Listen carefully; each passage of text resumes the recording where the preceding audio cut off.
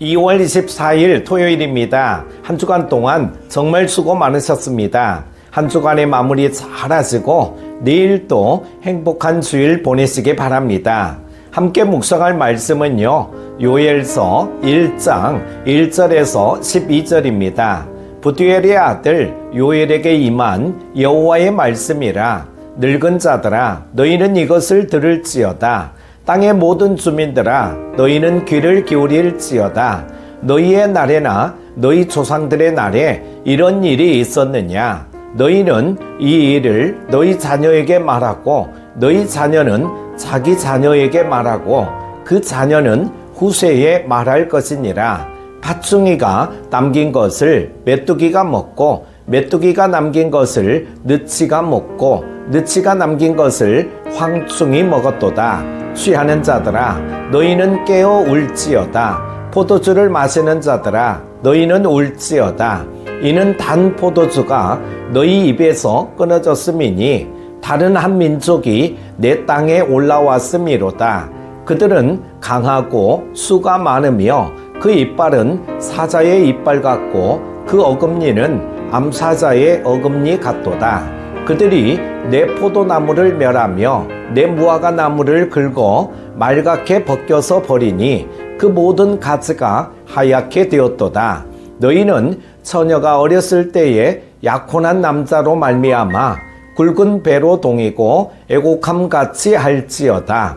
소재와 전제가 여호와의 성전에서 끊어졌고 여호와께 수종드는 제사장은 슬퍼하도다. 밭이 황무하고 토지가 마르니 곡식이 떨어지며 새 포도주가 말랐고 기름이 다하였도다.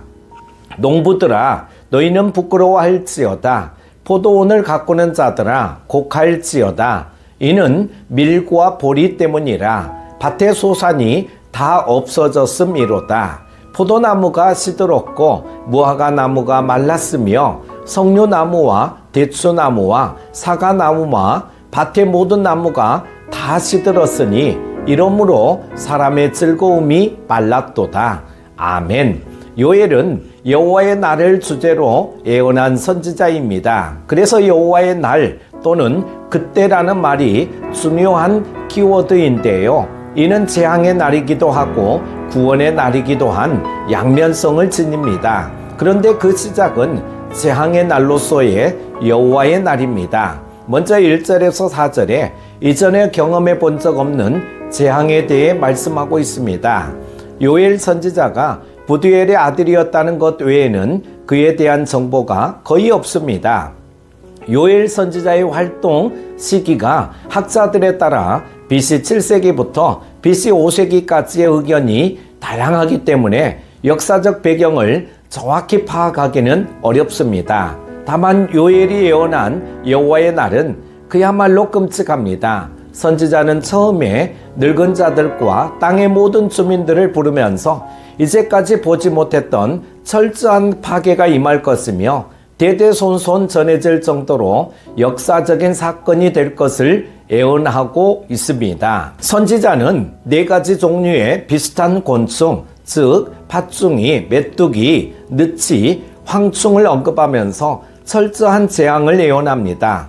4는 땅을 상징하는 숫자죠. 선지자는 최악의 재앙으로 여겨진 메뚜기 재앙을 4가지로 선언함으로써 온 땅이 메뚜기 때 그와 같이 많은 이방의 군대에 의해 황폐해질 것을 선포한 것입니다. 두 번째는 5절에서 7절에 기쁨과 풍요를 빼앗기는 재앙에 대해 말씀하는데요.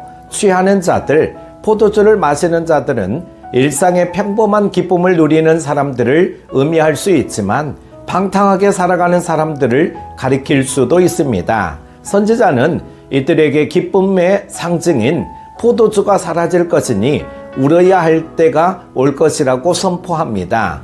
하나님의 백성이 더 이상 기뻐할 수 없는 상황에 처한다는 것이죠. 선지자는 사자와 같이 강하고 사나운 민족이 침공하리라고 예언하는데 이것이 앞에서 말한 메뚜기 때의 실체일 수도 있고 메뚜기 재앙 후에 이어지는 외적의 침공일 수도 있습니다. 그 재앙의 실체가 어떤 것이든 간에 그 땅의 기쁨을 상징하는 포도나무와 풍요를 상징하는 무화과 나무의 껍질이 벗겨져 하얗게 되는 최악의 상황을 맞이하게 될 것입니다. 우리가 매일 누리는 일상이 사실상 하나님의 은혜로 말미암음을 잊는다면 우리도 언제든 이런 무서운 재앙을 맞이할지 모른다는 경각심을 가지고 늘 하나님의 은혜에 감사해야 합니다. 세 번째는 8절에서 12절에 예배할 수 없는 재앙에 대해 말씀합니다. 이스라엘 백성에게 인생의 낙은 함께 하나님께 제사를 드리고 화목제를 바치며 그 제물을 함께 나누어 먹고 즐거워하는 것이라고 할 수 있었습니다. 그러나 이제 그 기쁨도 사라지고 처녀가 약혼자의 죽음을 애곡하는 것과 같은 슬픔이 하나님의 백성에게 임할 것입니다. 땅이 완전히 황폐해졌기 때문에 곡식으로 드리는 소제나 포도주로 드리는 전제도 드릴 수 없을 것입니다. 그러니 제사는 끊기고 제사장들은 슬퍼할 수밖에 없습니다. 살아가는데 반드시 필요한 밭의 소산, 곧 밀과 보리가 없어졌고 기쁨과 풍요의 상징인 포도나무, 무화과나무, 석류나무, 대추의 아자, 살구나무가 모두 시들 것입니다. 이 모든 것이 하나님의 은혜였음을 망각하고 그저 당연한 것으로 여기고 있던 이스라엘은 큰 충격에 휩싸여 통곡하게 될 것입니다. 사랑하는 큐티 가족 여러분, 우리는 코로나 팬데믹 사태를 지나면서 매일 누리던 일상과 매주일 드리던 예배가 얼마나 큰 은혜였는지 실감할 수 있었습니다. 그런데 엔데믹 시대로 넘어간 지금 그 은혜를 얼마나 깊이 느끼며 감사하고 있습니까? 요엘 선지자의 메시지를 묵상하며 지금 우리가 누리는 모든 일상이 하나님의 크신 은혜임을 깨닫고 감사함을 잃어버리지 않기를 바랍니다. 오늘 하루도 승리하십시오. 기도합니다. 사랑의 하나님 아버지, 새 날을 허락하여 주시고 요엘서 말씀을 통하여 은혜 받게 하심을 감사드립니다. 마지막 재앙의 때에 우리 모두 더욱 깨어있게 하시고 살아있는 믿음, 변치 않는 믿음의 소유자가 되게 하여 주시기를 원합니다.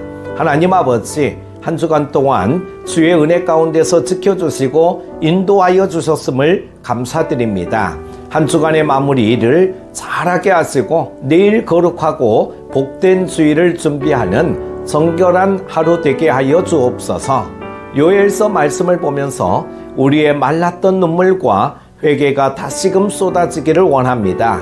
주여, 주님과의 첫사랑이 회복되게 하여 주옵소서. 내일 또 복된 주일 되게 하여 주시기를 원하오며 귀하신 예수님의 이름으로 기도드립니다. 아멘.